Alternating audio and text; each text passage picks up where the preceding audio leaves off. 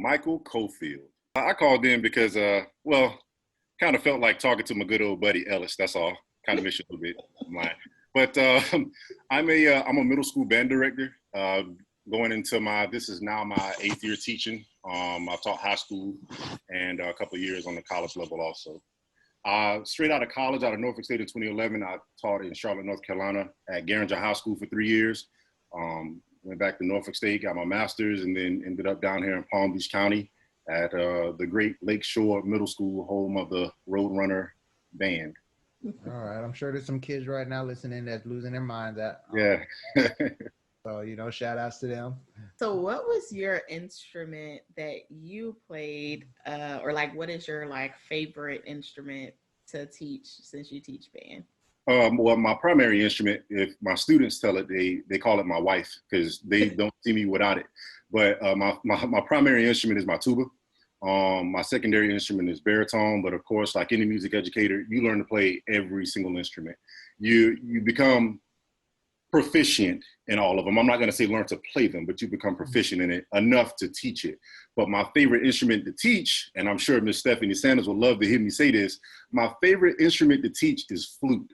That was the weakest instrument. Yeah, that was the weakest instrument. Ellis is laughing, whatever. But it was the weakest instrument that I was on learning it. Like I was weak at it. But once I got it and I got the actual airflow down of it, I became a beast at teaching it. And my flute section now, at the middle school that I'm at, 3 years in a row, they've been section of the year. Wow. And yeah, but they kind of start coasting themselves. Like I'm not even going to take the props for it. They're just beasts. But flute is my favorite instrument to teach.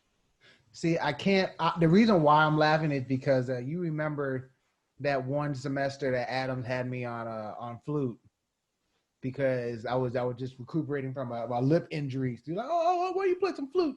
So I was playing flute, and my big behind was sitting in the flute section with all these little girls. I mean, young women, little women. Wait, what class? What were you in, like second? Oh, it was the second band, the late night. Yeah, because they weren't gonna put me in no top band playing flute. You crazy? Yeah, right. No. What? Playing the second band playing Star Wars, all right?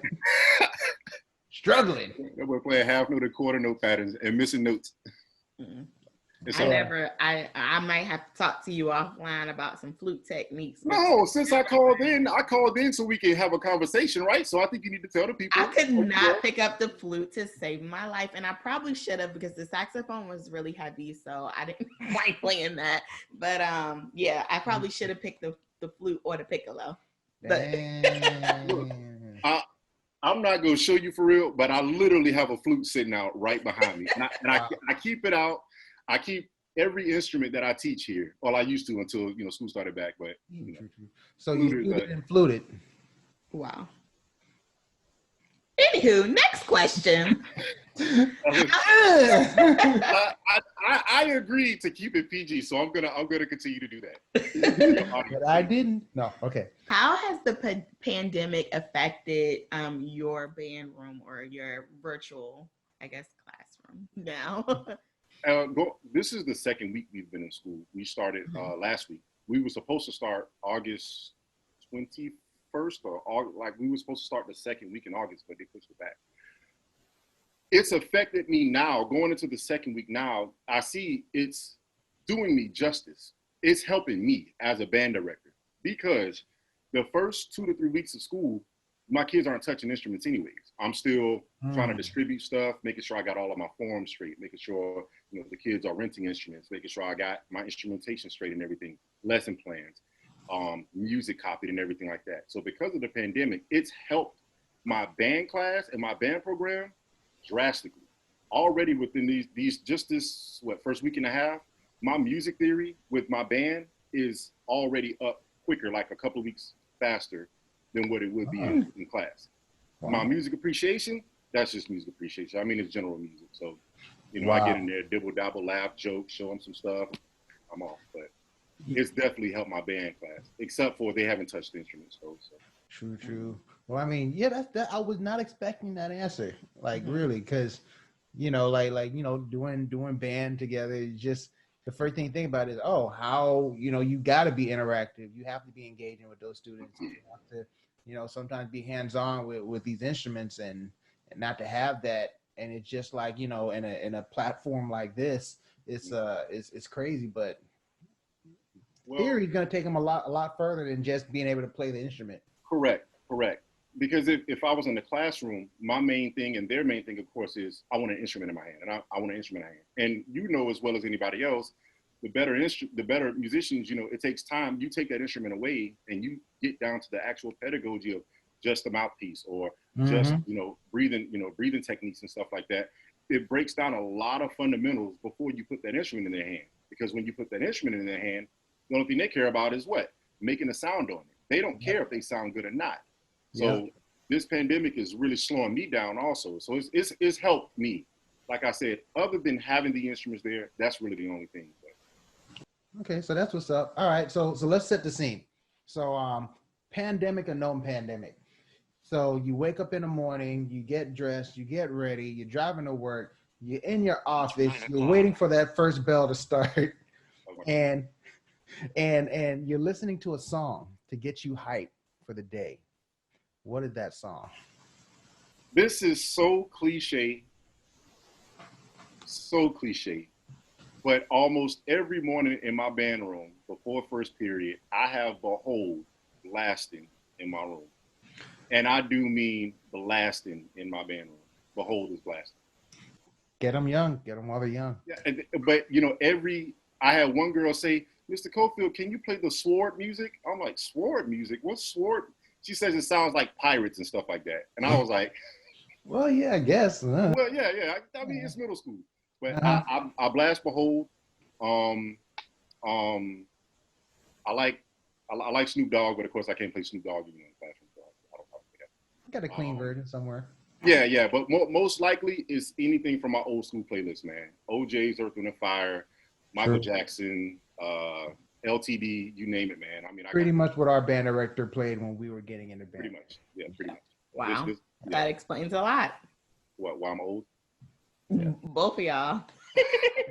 I don't play Behold, but in a lot of the songs that I've written, I put that little Behold tag in it, like somewhere. You gotta have it in there. I can't help it. It's crazy. Yeah. I'm trying to figure out a way to get it on my cell phone for all of my ringtones or something, man.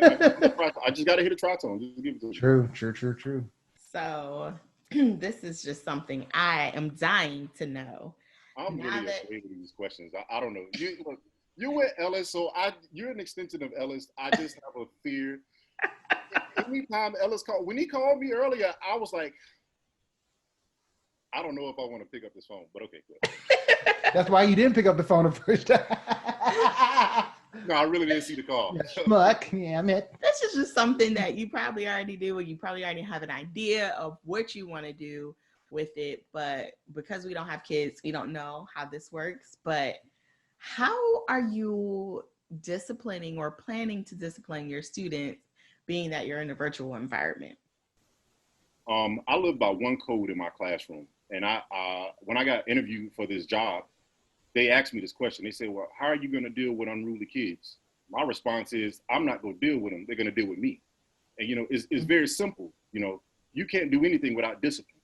Nothing in this world. You won't succeed without discipline. In fact, my kids have 4 core values. All of my kids know that there are 4 core values in my classroom that I take everywhere.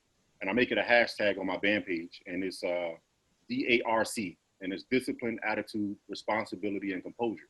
So you fail on one of those words, I simply either restrict you from that Google meeting or I immediately contact your parent. You know, there's only but so much discipline you could take virtually into somebody's house. You know, you see kids laying in their bed with a bonnet on or something like that. What?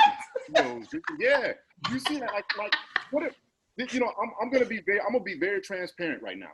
What can you tell a kid at home, in their parents' house? Hey, sit up, take that bonnet off, stop eating that stuff in your mama house. I'm not your parent. Like, what? Yeah. You're not going to listen. That's not my job. My job is to instruct everybody. So I'm not going to stop my instruction to deal with the unruly kid. As long as you're not talking or disrupting or being a distraction, you can do what you want to do, you know, but I'm going to keep my instruction going forward, you know, and work with the kids that want to learn. Now, if we were in the classroom, oh, that's totally different. They know what time it is. True that. All right. So you said you've been teaching 8 years plus. What's the craziest thing you've encountered? Other than kids on the classroom and in the bed with a bonnet on. I know it's like 10 times worse than that.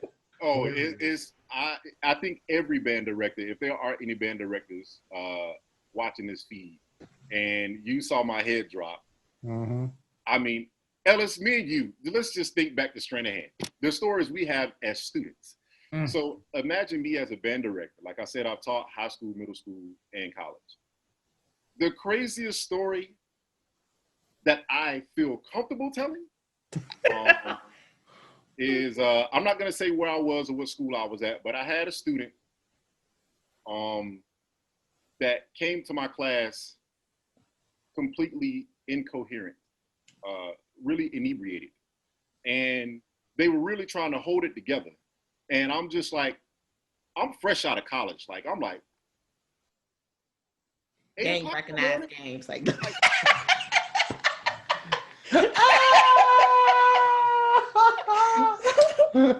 That's why you're Mrs. Williams right now. That's why you're Mrs. Williams. Good job, Ellis. Yep. But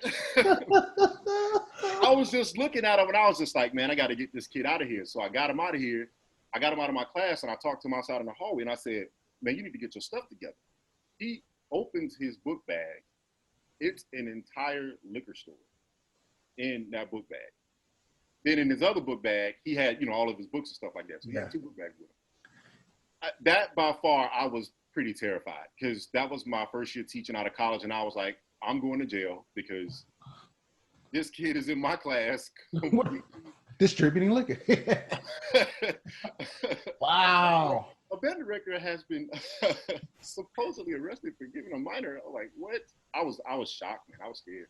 See, the funny thing is that when you started the story, I automatically thought about our senior skip day when it was probably the first time I actually took a drink of anything outside of like wine or something. And our band director asked me to come inside to help him like with some order that was coming, some instruments. And I was just like, oh no. And I was like trying to like hold my breath and I opened my mouth. I had like a drop of whatever it was on my shirt. And to this day, like I want to ask him, and if he's listening, Mr. Navarro, I'm sorry. Shame. I always wondered, like, did he know? Mr. Navarro, if you are listening, me and Ellis got a lot of stuff to tell you because, I'm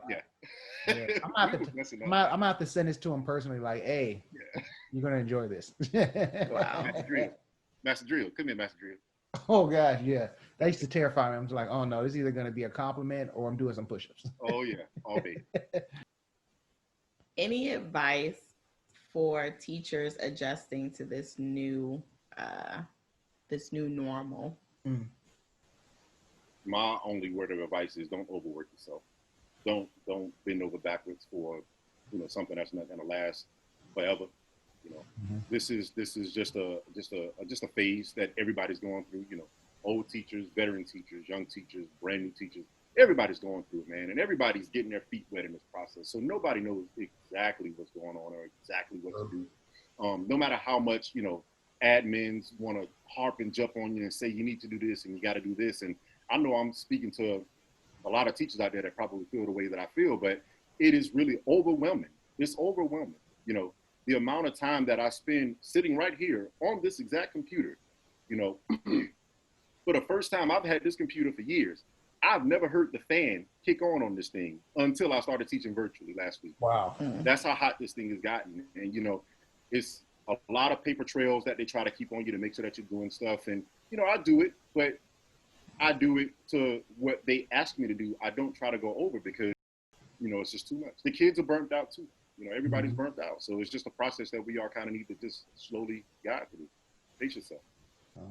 It's good advice. Yeah. And I commend you and all the other teachers that are making it work, definitely, because, man, I guess one thing to be the parents that have to deal with their kids home all the time, but then the teachers that have to try to like get the point across and keep their attentions. Like it's hard enough when they're in person because these kids, they can't keep their attention on one thing for more than 11 seconds. Do you really see parents sitting next to their kids with belts in their hand? Or I'm just curious. see parents, but I don't see them sitting next to some. I see some walking past, and I'm just like, that's a distraction, you know. I'm gonna leave that right there. We'll Yeah, say just leave it right there. But you know, there are other kids in the home, and you know, they're loud, and like it's, you know, because they're in virtual school also. So you know, you have babies there, you have toddlers there. You know, Yeah. a lot of times, you know, kids not the only kids no more. You know, so it's a lot of distractions in the home. But you know, us as teachers, we got to keep going forward with the instruction. It's not hard. We just got to stay focused with what we do. True that.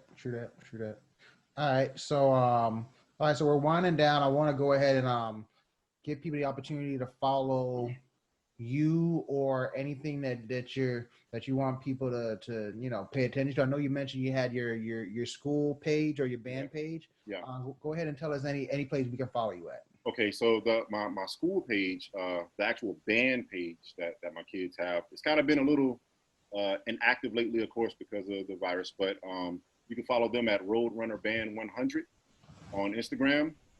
They also have a Twitter account. I don't remember the name of that one, but it's linked to the Instagram page. You can find it on the Instagram page, like I said, Roadrunner Band 100. You can follow me at Cofield, that's QOFEEL _ on Instagram. And Twitter is just QOFEEL. Cool. All right. And you got anything else? Yeah, that was it. I'm good. Definitely, man. Thank you for coming through. Yeah, and, I just want to say that this was a pleasure. Like, real talk, this is a pleasure, man. I enjoy talking. I'm a teacher, so hey. That's what's up, man. That's what's up.